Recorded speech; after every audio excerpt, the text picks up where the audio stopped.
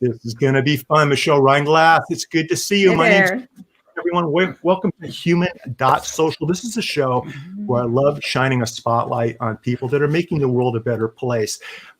Whether they're disrupting industries, whether they're helping clients, whether they're making art, they're doing things that people just normally don't do. That's who I've got here today, Michelle Reinglass, and your new book, Women Who Empower, 30 Stories to Empower Your Heart and Mind. You are a co-author in the book. Michelle, you're also an old friend. It's good to see you. How you doing? Good to see you. Thank you so much. I appreciate being here. So it's thank my you. pleasure. No, absolutely. It's my pleasure. And Michelle and I go way back. I'm going to ask Michelle about the book, why We she started at decided- age 5. Remember that. We started at age 5. Oh, we started and actually about 84, 85, when I was a law clerk is when we first met. So we go back a long ways, but you guys, there's this new book out. It's awesome. I've already picked up a copy, Michelle, for my daughter, who's a second-year lawyer, Shepherd Mullen. And I can't wait to hear the story behind not only your chapter and your story, your chapter and your story in the book, but also everyone else in the book, maybe some favorite takeaways. And while we're doing this, you guys, what I'd like everyone to do is hit the share button, share this out with your audience on the social media platform that you're watching this show on. Share your comments. We'll be asking Michelle real-time questions. I'll bring them into the conversation. And for any questions we don't have a chance, and we're already getting questions, Michelle, any questions we don't have a chance to answer, we might be able to twist Michelle's arm and have her jump over to Facebook or something and ask those there. To put your chapter in the book in the context, Michelle, just bear with me. Let me give everyone a background on who you are and how I know you.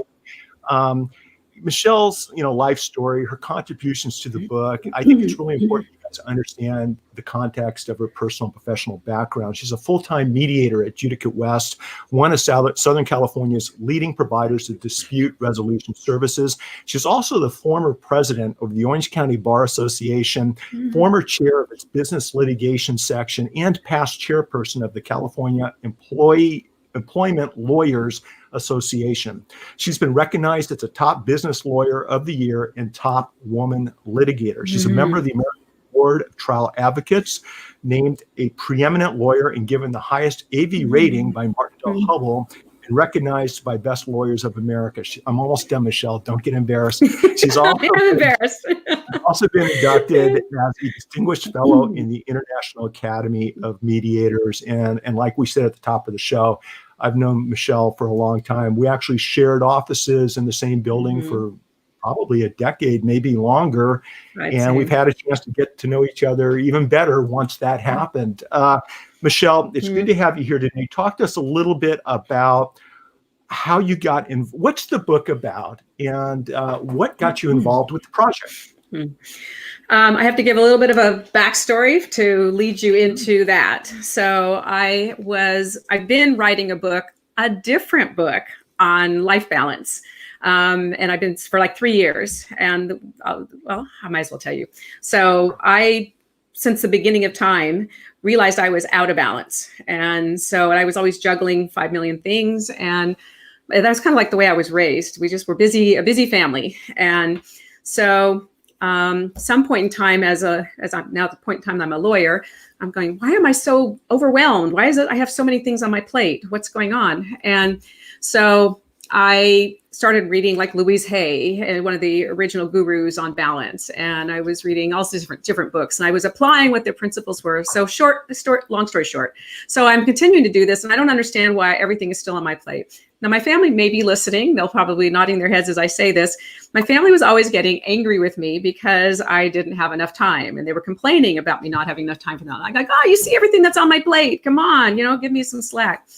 So I never really saw it because I'm good at juggling. So as time is going on, I've been like trying to get into balance. So that's that backstory. And then what happened, I'm still working on it. And I decide to transition to becoming a mediator.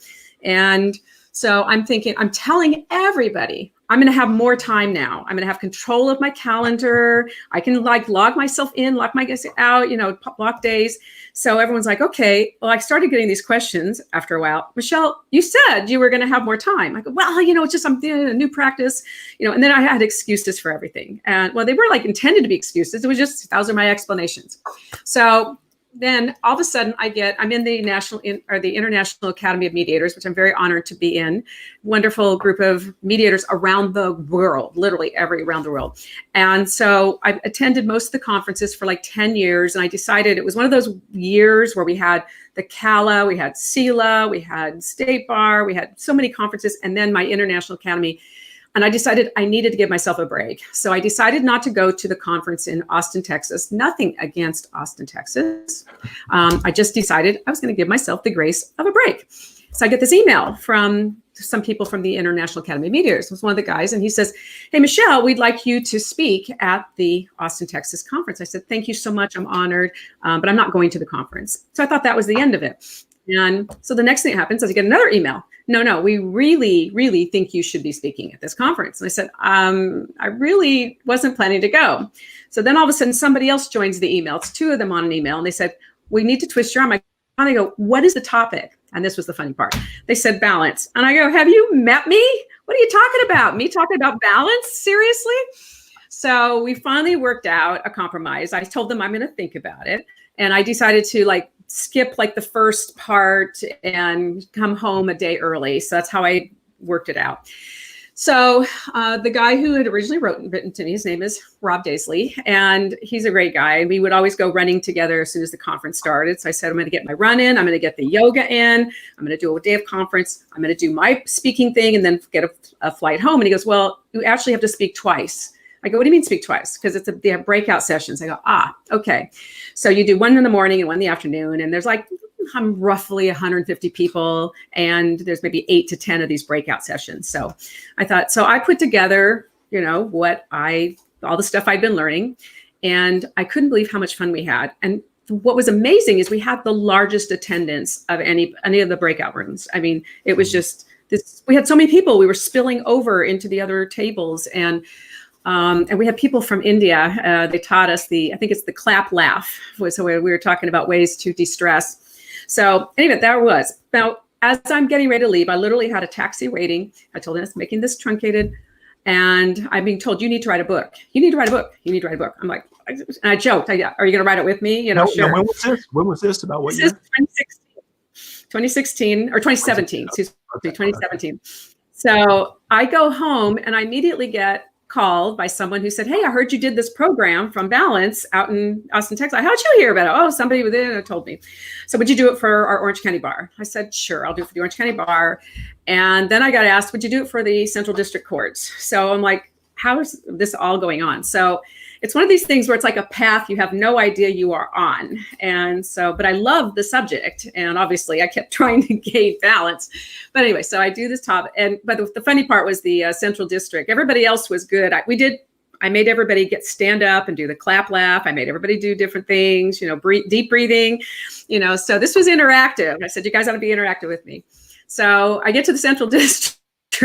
It's all these people, dressed in their suits. They're very serious. And so I was looking at the crowd, and I remember that phrase somebody said, just remember people in their underwear, because it's like this massive crowd. Well, not massive, but big, bigger than my small groups I was doing. And they were very reluctant to stand up. They were very reluctant to do the clap laugh, but we got through it. I still thought that was the end. But the next thing I know, everything was flying at me that was balance, balance, balance. So I started saving it. The next thing I knew, I was writing a book. So that is the path I was on. I'm writing a book for the first time, and I'm figuring all these things out. So meanwhile, a number of different programs I was in, writing and whatever. I got Michelle. Yeah. So at that point in time, because you're a gifted trial lawyer, I don't know if you enjoy writing briefs and pleadings, and I know you like making arguments. We have a lot of young authors in the audience, people that are looking for, what do I need to do to get that first book out? At that point, did you find it challenging to make that switch from being a trial lawyer and doing pleadings into writing a book, or was it a very natural transition for you? I'm going to say it was natural to start because you're just writing. What became the most difficult part for me, and this will be surprising, is talking about yourself. And it's being vulnerable and putting yourself into it. And so fast forward, in September, I did a retreat with Jack Canfield and Steve Harrison and Patty Aubrey. I was in a program with them called Reignite, and that plays a role in this book that are Women Who Empower. So anyway, so when I was doing this book, I had to submit my manuscript. I'm like, oh my God, for the first time, I'm having somebody read my stuff. I was a hot mess. I was just like, oh my God. So I'm trying, and being a perfectionist, which is something that, by the way, in my balance book, I tell everybody don't do, and here's how not to, but I was, those things. So any event, I got it ready to go, and interesting. And so Jack Canfield in the retreat, the 16 authors, and they read all our manuscripts. And then we got 35 minutes on just our books and feedback. And then he did an interview with me, and I have that in my website. And if I'm talking fast now, which I do when I'm nervous, I was talking very fast in that one too. So heads up. Don't be nervous. We love having you here. This is fun. I love hearing the backstory to all this. So Jack Canfield said he really liked my book, but he said, you need to put more of you in it. And then when I did the introduction part, I didn't have much me in it. I did a lot, and then I took it out. I thought, oh, this is way too much of me. And so I have a number of coaches. And so she said, Michelle, where are you? And I go, what do you mean? I'm sitting here. She goes, no, where are you in your introduction?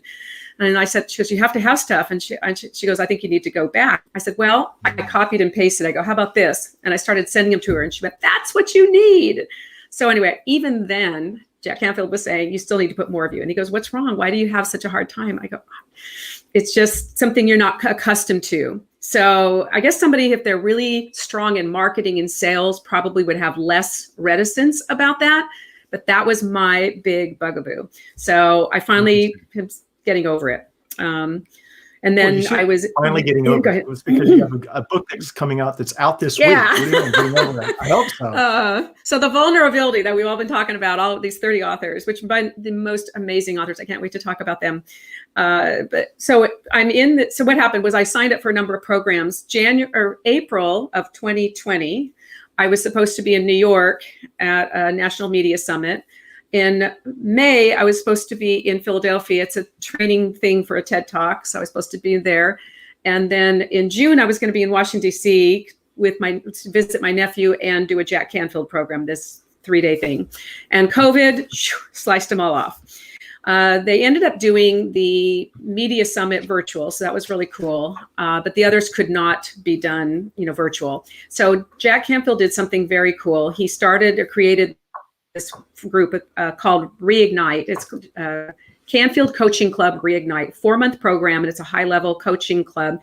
I'm going to emphasize this. He's starting it again in January, and it was the best program I've ever been in my whole life. I didn't know I was going to talk about it, but I'm just mentioning it. Again, it's high-level people, and it's at every level. And how can you get 550 or so people that were in this group all connected? We were so connected together. I probably have 200 friends, true friends out of this. And but they have you do challenges every single day. Can you imagine? Michelle, is it all for writing, or is it for business consulting and coaching? What's the purpose of the group? So everything's in Zoom, and every day you go into the Facebook group. Everything's in Facebook within the Zoom for our meetings. And 2 times a month. So, every 2 weeks, there would be a coaching, video with Jack and Patty, and Jocelyn Mass is one of the other people who is helping. And so and then there would be all of us there on it. And every single call was inspiring, like beyond your imagination. And then the 3rd week, they would have a guest speaker, and they were beyond it. It was just amazing. Lisa Nichols was one of our guest speakers, and she's, awesome. And a guy named Jim Bunch, amazing person. So I could go on and on about that. I want to just emphasize that. So I highly recommend anybody who's interested in trying to get themselves over, you have a goal, you have goals, or you're trying to get yourself over an edge. that is the place to be. It is just amazing. So almost, you wouldn't believe how many people are publishing their books, how many people are launching their programs, podcasts, it's radio shows, it's just on and on and on. It's reigniting. And so it's going through the success principles, but it's also these different things. So also the scariest, I think almost all of us say the same thing. The scariest challenge we had to videotape ourselves doing a dance. Okay. a TikTok type dance for 30 seconds. So that sounds great. That sounds easy.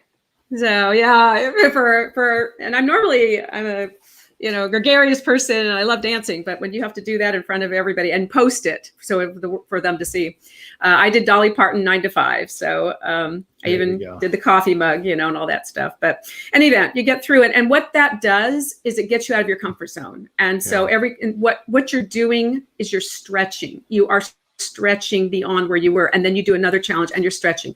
Another difficult one was we had to write a letter to someone we've had a challenge with, a problem with. And so one was my former best friend who did something just really bad. And it was really difficult. So I wrote the letter. I was very emotional. It brings out, that's the other thing. You just become vulnerable in this program. And you're so comfortable that you can be you 1000% with them.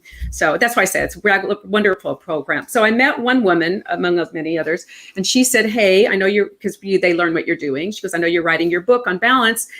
What do you think about joining a group, these group of women and it's Kate Butler is this publisher who puts these together." So this is not her first one. I think this is her 7th group that she's done. And so I said, yeah, I'm interested. So I got invited to do that. There's my book.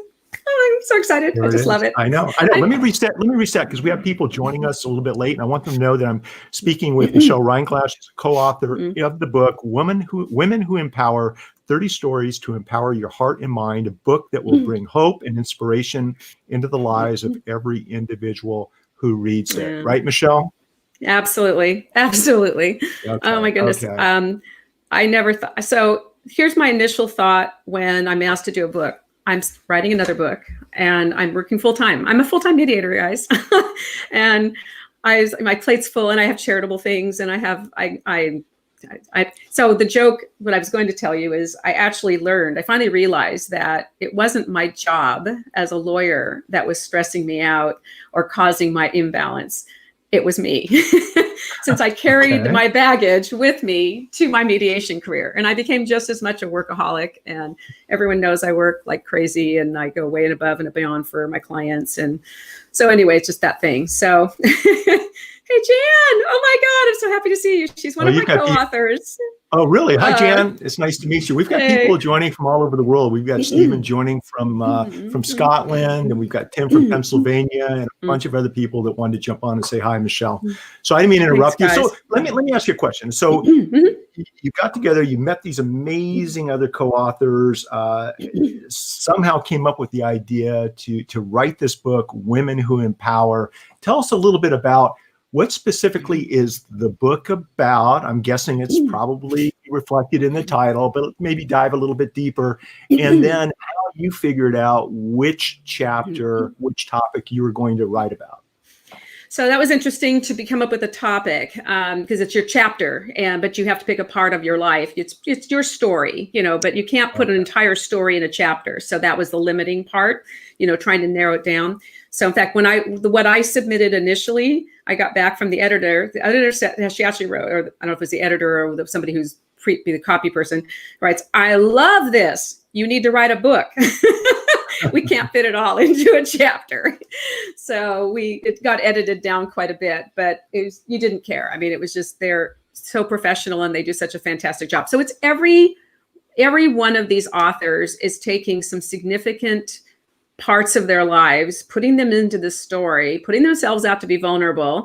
The issues that are brought up, they range from, like, for some people, it's been a traumatic loss or a death. For some people, it's just been relationship breakups and very painful.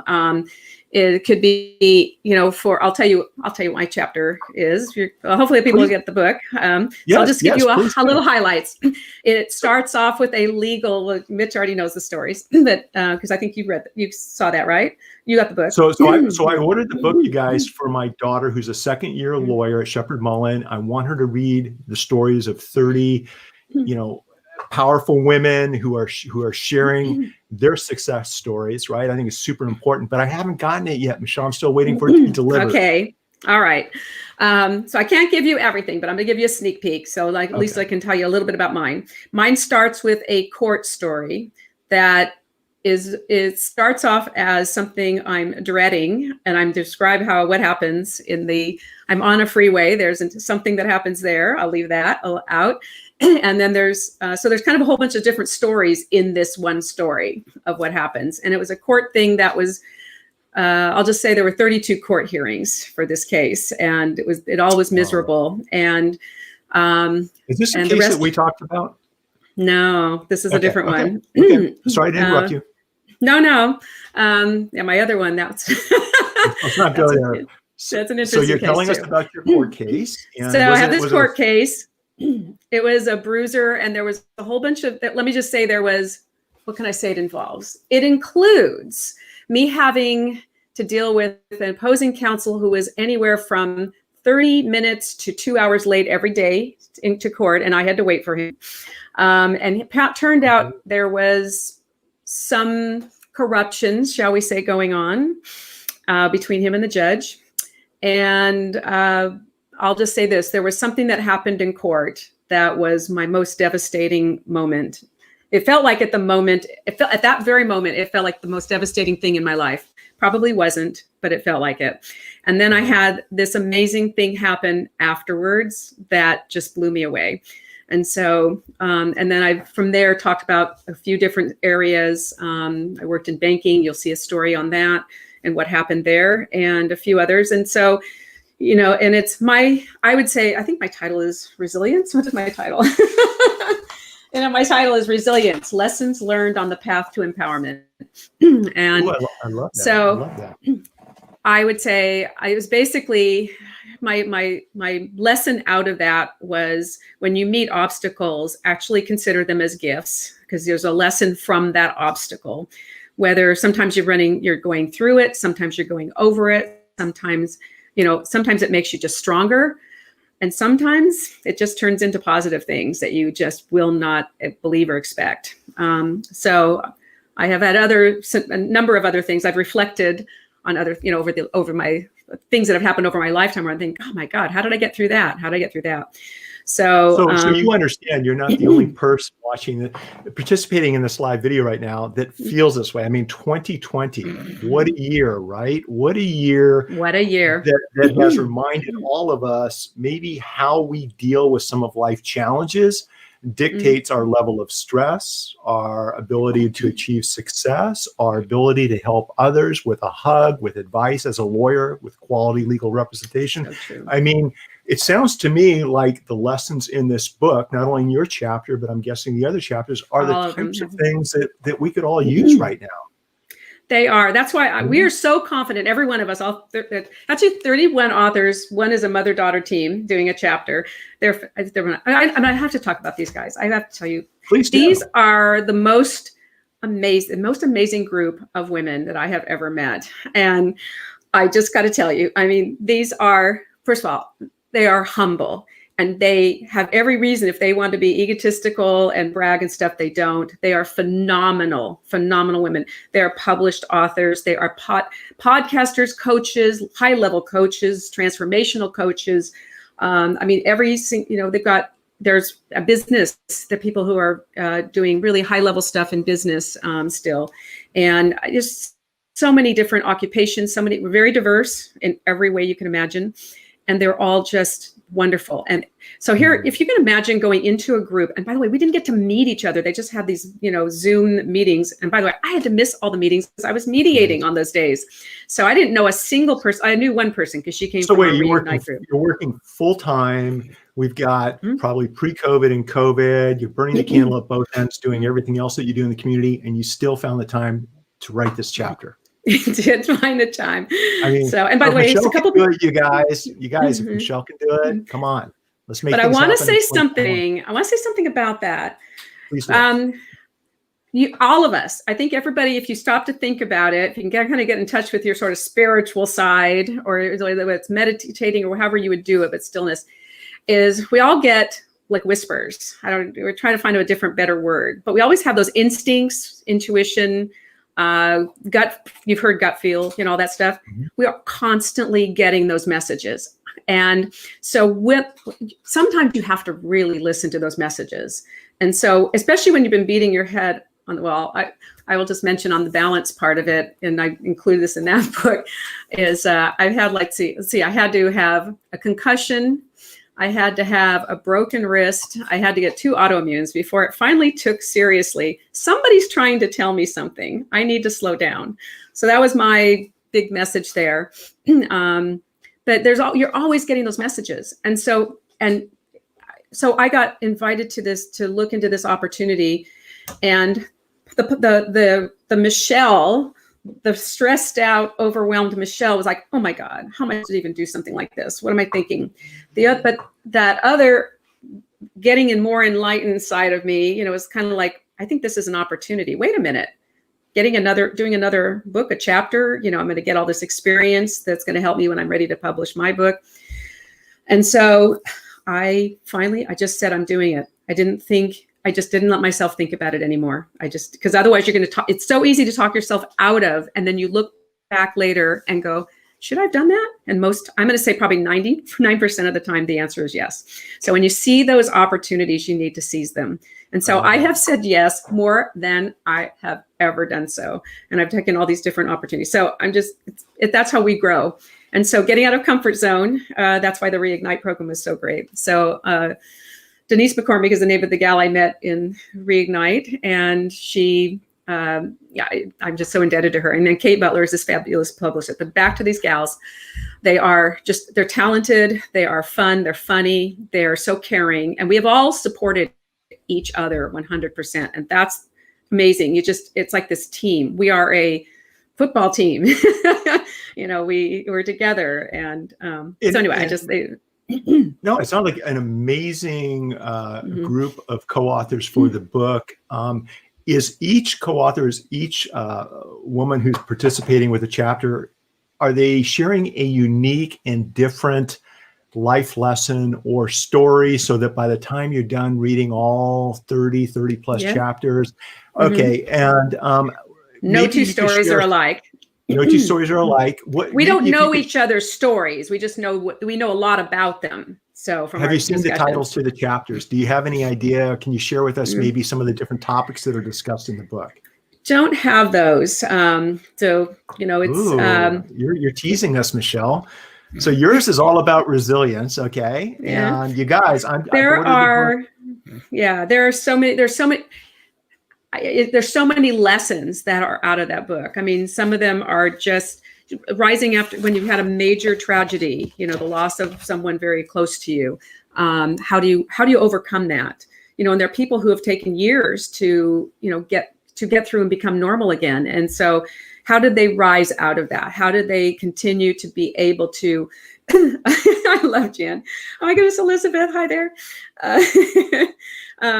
Thank you so much, everybody. So we're all comfortable, 1000% comfortable saying that somebody's story is going to resonate for you. And I actually will say probably multiple stories. Doesn't have to be mine. I'm just saying there are stories they're so phenomenal, and just the ones I've been hearing about. We did 30 days of introducing each of the authors. So each day we had one person, and then all of us would do a social media post with stuff that our amazing publisher put together, Kate Butler. So we were able to use it and then do our own writing on it. And so the writing part of it, in fact, Jan, who just was posting, is one of the most phenomenal writers I've ever met. And her posts, they're lyrical, they are impactful, and they give me goosebumps. And so there's times I just sit there and read her posts with awe. And sometimes I have actually just shared her posts on my Facebook page because they're so good and they're so impactful. And By the way, I'll say this. Everybody has just been, they're giving you raw, absolute, full, raw, vulnerable themselves. And they're sharing stuff. And we all were talking, we're still today, as we were talking about, we had a meeting and some people were saying, I'm scared. It's good. And I wrote in my post, excuse me, I'm sorry. It is hard to be vulnerable. And today, the day before we launch, it's like you're realizing tomorrow, how many people are going to be reading and, what are they going to think? And then it's like, hey, it doesn't matter what they're going to think because it's out. They're going to love it. They're going if every chapter reflects, what I know about you and your talents and your inspiration and your enthusiasm in your chapter, it's already, I think, a pre-release bestseller in different categories on Amazon. So I know it's going to be a big hit. But you just said something. Is tomorrow the official date for release? Okay, tomorrow. No wonder I haven't gotten it yet. We must have pre-ordered it, Michelle. But let's take a step back. They'll come to you though. Okay, yeah. I'm sure it'll end up on my desk sooner or later. But let me ask you a question, if you don't mind. I've got a bunch of questions coming in. And okay. I would like to kind of can we just shotgun these questions just real quick? Because I think it would be interesting. Okay, because first of all, a couple of questions and by the way, you guys, if you want to ask questions, you can ask them on Twitter, YouTube, LinkedIn, Facebook, on our blog, streaming.lawyer, wherever you're watching this show, the questions are coming in. So thank you for your questions. And let me just say hi to a buddy of mine, Mo Lilienthal. Michelle, he's a Alabama trial lawyer, also a longtime friend. Mo, it's good to see you. And he's also killing it with social and live video. Michelle, did you have a book like this available to you when you started practicing law back in the day? And if so, do you think it would have made a difference? I did not, to my knowledge. I mean, I love reading. And so there's a lot of books that I think all books have an impact in some fashion. Roll Tide. Okay. Roll Tide, another Alabama fan, apparently. They obviously haven't watched USC, Arizona, UCLA play, but we'll let that go. But to the young trial lawyers watching, female trial lawyers watching, how do you feel this book might help them expedite the success curve? I think if you are to really focus on the lessons learned, and two things. One is seeing that we've gone through this and we're still standing. Okay, that's number one. And I want you to know every time you think you are your career is over, you're being fired. I cannot even tell you how many times I thought I should be quitting law practice. And I was actually a successful lawyer, but I just several times a certain judge in the federal court, I had a trial in front of, and I couldn't wait for him to non-suit me so I could go try my case somewhere else. And I started thinking I should quit. And then it turned out to be the things he did for me afterwards were phenomenal. This guy who I thought hated me. And so anyway, so number one, you're still standing. In your worst moments, just know that you are going to be able to rise up and get past it. We've all had something, and you could probably feel that, especially lawyers. Oh my God, we're such a stressful business. You're always going to have that missed deadline. Oh my God, we blow a statute of limitations. That is like a heart-stopping moment. You have a judge that's just knocked out your case on summary judgment. You don't even get to go to trial. And you're thinking, and then you start going into, what did I do wrong? How did I not do enough? Even though you probably worked 700 hours, you can't bill all that time, but you put all that time in and you think you're doing your best. I've cried in trials, just not because of that. You're passionate. You're passionate, and you want to do your best to represent your clients. And what I'm seeing over in the comments, you guys, and the questions is along those same lines, Michelle, if you don't mind.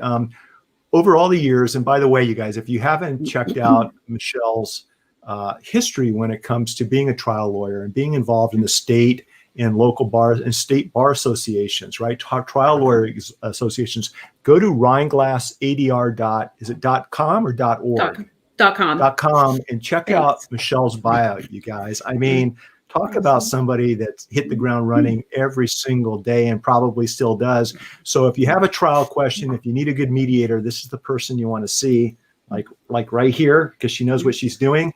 So I have some young trial lawyers here, Michelle, and they're asking, out of all the trials that you've had, out of all the experiences that you've had, can you share one or two tips to help help us become better trial lawyers? What are Ah. I mean, it's pretty open question, but I think you get where they're coming from. Yeah. What's No, the I used secret, to Michelle?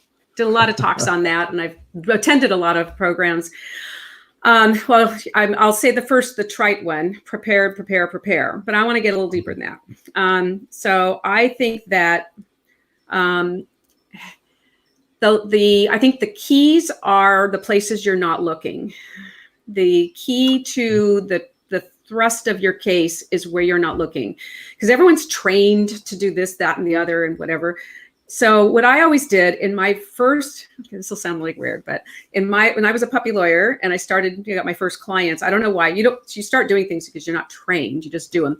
So in the margins of my legal pad, as people are talking and something isn't resonating or something is just, I have questions, I'm an over questioner. So I always warn people when we're into any kind of situation, but so I'd write these, I call them my question marks, and I would write them in the margin of my legal pad. And I may or may not have asked them more about it, depending on the nature of it. When I was getting ready for trial, every single time, I always decided to go back to those notes. These are the notes that were like a year, 2 years earlier. And I just went and started looking, and I looked at my margins. Those were my issues. Those were the things I was going to have problems with. Okay. And I wasn't thinking about that at the time. But they dog you through the case. And then you realize that's my evidentiary issue, or this is my thing that I think the jury's going to get hung up on, or whatever. So it's paying attention to those little details, your instincts, back to the instinct. It's, trusting your gut and your intuition. So that's another one of them. I think another one is confidence. You've got to have confidence in yourself. And so what that means, I know a lot more now than I knew then when I was a puppy lawyer. And so mindset is so critical for every single thing. So I wish I'd known these lessons back then, the things I know now, because we've done a lot of exercises of what would you tell your younger self, or what would you tell your future self, in all these programs. And so what would I tell my younger self? To have trusted myself more, to have gone with my instincts more, to have not allowed myself to feel beaten back by every time there was someone who said something mean, or a judge yelled at me, or I lost a case, or all those things, because that's just the nature of the business. And so, knowing that you poured every part of you into your case needs to be enough, which brings me to you are enough. And so that was another thing that I would say to my past self if I was here today, is you are completely enough. And, and I'll say this also, a lot of people get hung up in a comparator complex. Mm-hmm. So, I see this day in and day out. This person just won a $7 million verdict. Why does he keep rocking it? He gets all these verdicts. Look at Mitch's verdicts. My goodness. And then you've got somebody who's been getting $100,000 verdicts, or $50,000 verdicts. And I want to tell you, there's a guy named Eric Trout who years ago started realizing nobody wants to take these little piddly cases.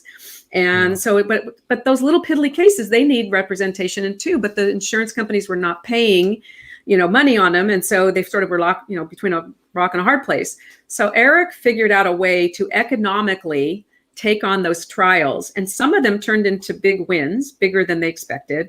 And he started training other lawyers how to take on those little cases. I remember that. Yeah. And so, but he was brave enough to do that. And so it does. And anytime I hear somebody going on about, I can't believe he's always getting these big verdicts. And I said, you don't know about the times he's lost. You're not a real trial lawyer if you haven't lost cases. I mean, you're not putting yourself out there or taking on the challenges if you haven't lost cases. You can learn so much from the losses too. You learn more from the losses than you do from the wins, especially as a lawyer. If you're not afraid to ask the jurors out in the hallway, which we can do, you guys, we can talk to our jurors afterwards. What did I do wrong? What would you have wanted to see different? What didn't we show you? You have to give yourself permission as a lawyer to ask those questions and then stop talking and listen to actually what they have to say, right? And it's not easy, Michelle, but the older we get, I think the wiser we get, and we give ourselves permission to do this kind of stuff. But this is the resilience that you write about in the book. And we're here with women, Michelle Reinglass, co-author of Women Who Empower, 30 Stories to Empower Your Heart and Mind. Michelle, I've got a question. And once again, I don't know if this has to do with resilience in your chapter, but maybe it does. And that is, I've just been asked to do I'm working for a large firm. I've just been asked to do my first mediation. I don't know if it's a mediation or arbitration.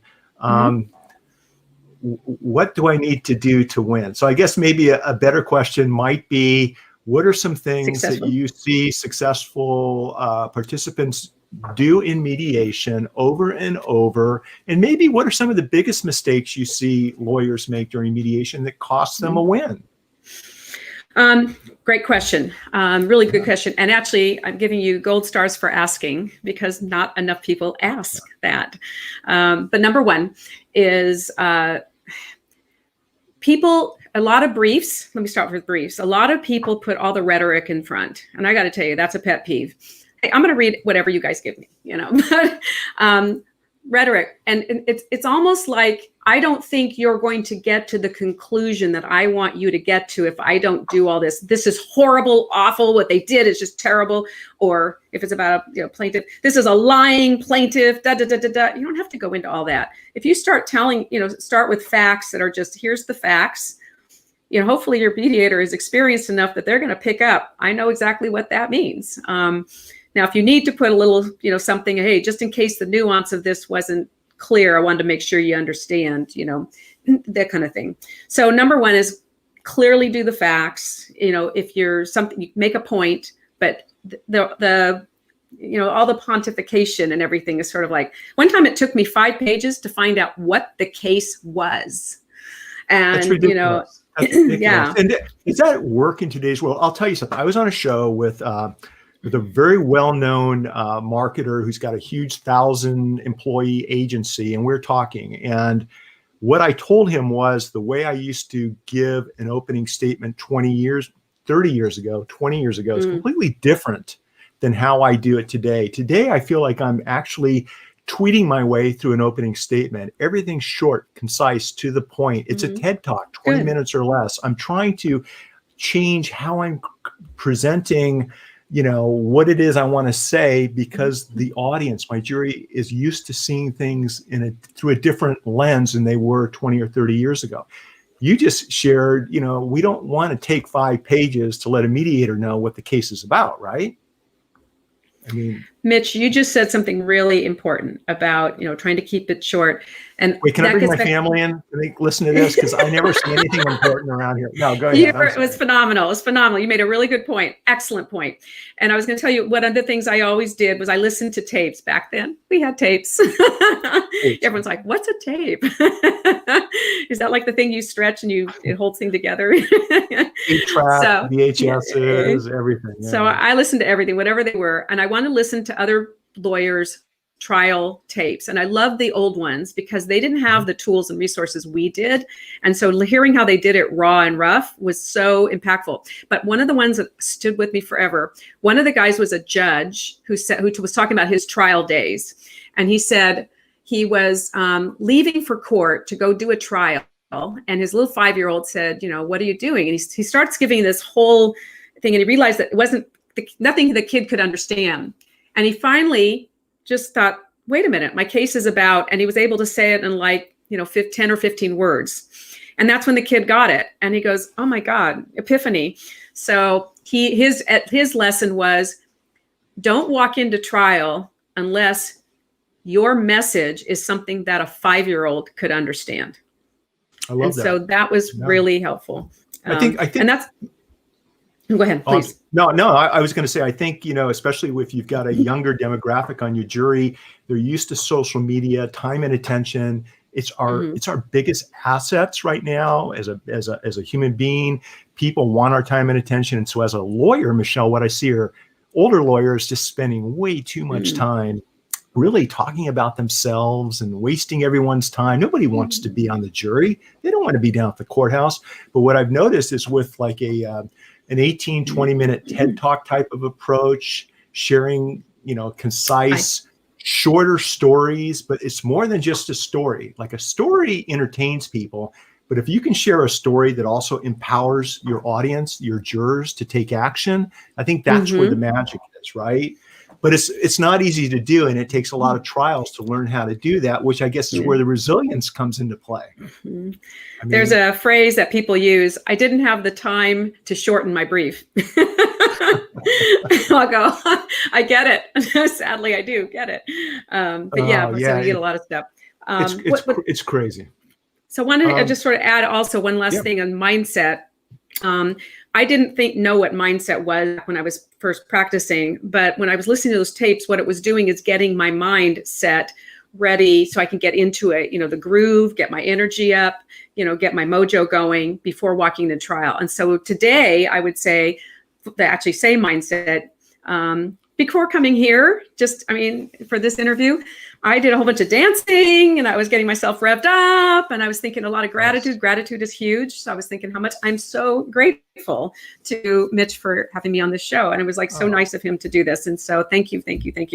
And the support for the book. Oh my goodness. Thank you. That's like, if my heart was out here, I'd be. Yeah, so I'm so every grateful. Every day of the week and twice on Sundays. I got your back. This is what it's all. This is what it's all about. And if you don't mind, do we have a few more minutes, or do you have to run? I do. But I don't know if I'm taking up your time. So no. I would love to go for another 10 minutes if that's okay, and just make sure we get through these questions.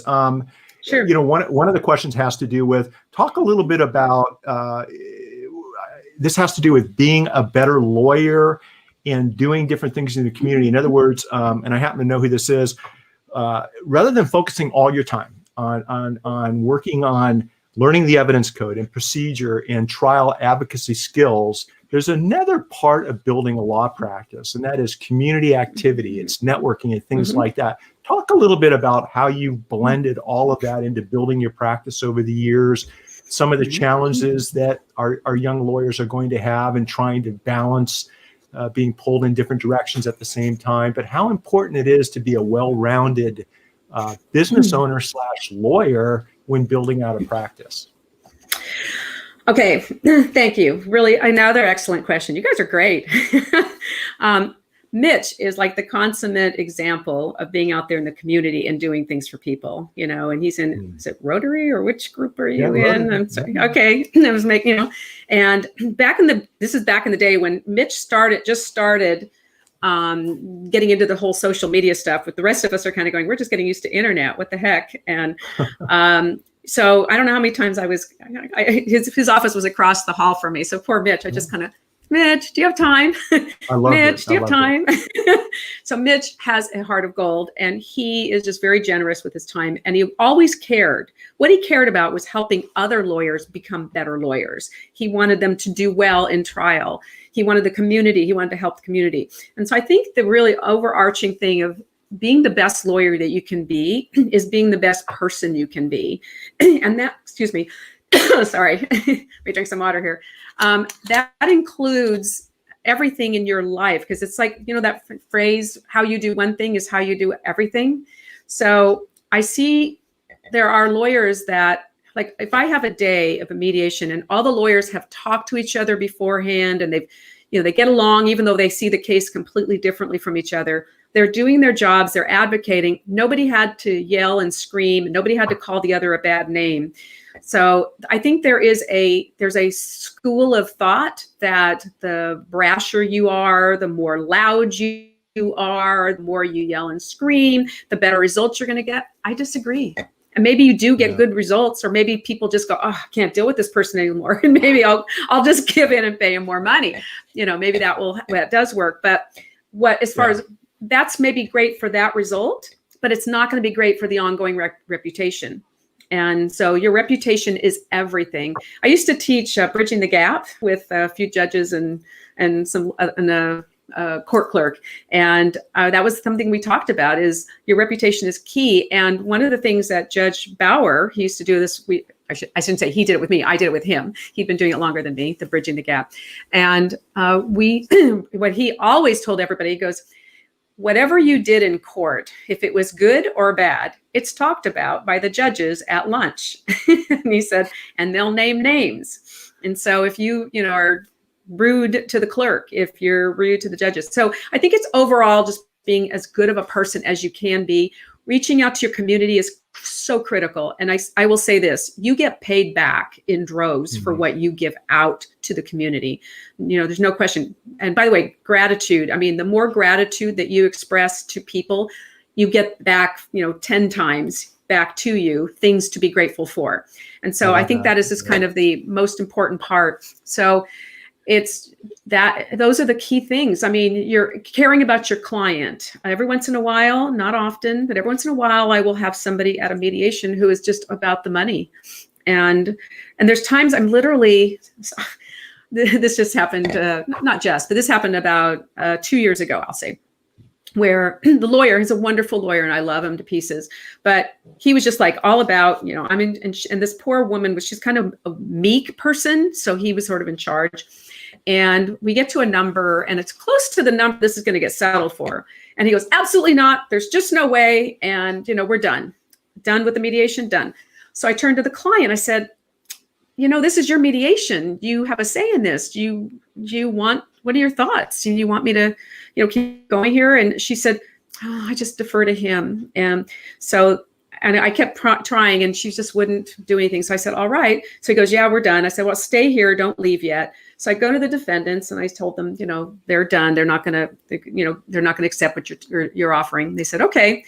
So they started packing up. I go back around the corner. Now I watched this woman's face. I've been watching her face all day and I knew her face was in conflict with what was going on in the mediation, but she wasn't recognizing it or whatever. But so that's the reason I pushed so hard to try and just, you're sure you don't want to? So the lawyer comes barreling around the corner and he goes, Michelle, oh my God, can you get me an extra $15,000? My client is hysterical. She's crying and sobbing. And I'm sitting there and I'm like, he goes, I don't know what to do with a sobbing woman. And I just go, you're married. And he goes, I know, I don't do well with that. So I said, stay here. So I go walk back around the corner and there's the defense team is walking this way. And I said, go back to your room. We're settling this case. They go, what? I said, you're paying $15,000 more and we're going to be done. They said, let us caucus. us. So they end up doing that. So it's just that kind of thing. It's being caring about, dropped my thing. Caring about the client, is really key, and watching them being aware. And those are there's a gazillion million different things. I don't know if I hit anything that's resonated for you. Big time. I mean, those have always resonated with me, and just knowing, let me just summarize for a couple of other questions real quick. Hit record. This is a recorded show, you guys. And for those of you, go back and listen to the last 10 minutes and listen to Michelle's answer again. That's really, really important. What I've learned, Michelle, over the years is to be tough on issues and kind to people. Separate the two. I think that's critically important. It's a good point. If I've got opposing counsel that's a complete asshole, I still try to take the high road and just kick his ass or her ass at trial. When it's all said and done, action speaks. Actions speak louder than words. The other thing is, Michelle, when I first started, I was looking for a mutual friend back in the day. Jana Savage was the first lawyer to ever hire me as a law clerk. Just so you know, I was still in law school. I love her. I was working on a floor with a lot of really, really hardcore lawyers who used to just go at it, right? And it's like, if I'm not referring a case to the lawyer across the hall, because then he'll take all of my clients from that point forward. It was a really cutthroat type of environment that I've never been around before. What I learned as a lawyer is once I developed an abundance mentality, there's plenty of business for everyone. There's plenty of opportunity for everyone. And to stop thinking short term and think long term, it started to become fun. It started to be a pleasure to help other lawyers, because everything comes back full circle eventually, right? And I think for the young lawyers watching, listen to what Michelle said, and do separate the issues from the people, because most of the time it's two separate things. Somebody's having a bad day and there's a reason why they're acting the way they're acting, and it has nothing to do with you. And Michelle, let me circle back to the book, Women Who Empower, 30 Stories to Empower Your Heart and Mind. For those of you that would like to get a copy of Michelle's book along with 30 other co-authors, what's the best way for them, Michelle, to grab a copy of your book? And by the way, this is also going to be a podcast, so some people are just listening and not watching. How can they grab your book? And the best thing I can ask is if everybody could wait till tomorrow morning, please. Okay. We already know we're going to make bestsellers, and just because of the publisher's experience, what we're hoping to get is either #1 bestseller or #1 bestseller international. So that will depend on. So tomorrow will be the pivotal day. So if everybody could wait till then, we would be so grateful. But anyway, so there will be a link. I will be putting the link in all my socials. I have my Facebook page. I have an ADR page. That one I think is open to the public. And I have my, my LinkedIn and Twitter. So I will send it to those places. Instagram. I know I have to get more active on Instagram, but we're going to have to get you into Legal Minds. Well, you and I will talk, because so tomorrow, what everyone can do is first thing in the morning, they can go to Amazon and purchase your book. Right. That's what I'm hearing. And what I'm going to do, you guys, just because I'm a big fan of Michelle, and she's always been there for me over the years, is tomorrow, Michelle, what I'm going to do is even though I've already purchased a copy for my daughter, I'm going to jump back on. We're going to purchase some more copies for some clients and some friends. I think it'll make a great stocking stuffer. And I think it's something that, this is the kind of stuff I wish I had when I started off, you guys. You can tap into brilliant minds within each chapter of this book, and it will save you a lot of heartache, a lot of sleepless nights, and show you how to deal with issues in your business, in your occupation, in your profession, in a way that's worked for someone else. And you can probably take it, tweak it, and have a more fulfilling practice, job, or occupation. Michelle, this has been awesome. If people want to reach out to you for mediation services, how do they get in touch with you? You can I'll say the easiest way is just, let's see, my email is michelle@reinglassadr.com. My website is www.reinglassadr.com. And then Judicate West, and I'm trying to think of, Judicate West is the company I mediate for. Actually, if you go to my website, it tells you all the information, have everything there. Perfect. I need you in one of my corners sometime during a mediation that's going to come up. I'm going to have to reach out to you, Michelle. You guys, if you guys have any challenges with getting in touch with Michelle, reach out to me. Pass along everything. And I'll also include all of Michelle's links in the show notes to today's show, everybody. All right, you guys, we're going to wrap things up. Michelle, awesome job. Thanks for taking time. Really appreciate it. Everybody go out tomorrow morning. Tomorrow morning. We are so excited. We're gonna make it happen. It's gonna be a #1 bestseller, and we're all gonna be able to say we saw and listened and watched. You guys played a part in that. This thing changed the world. Michelle, thanks for being with us tonight. Everyone, thanks for joining us tonight. Make it a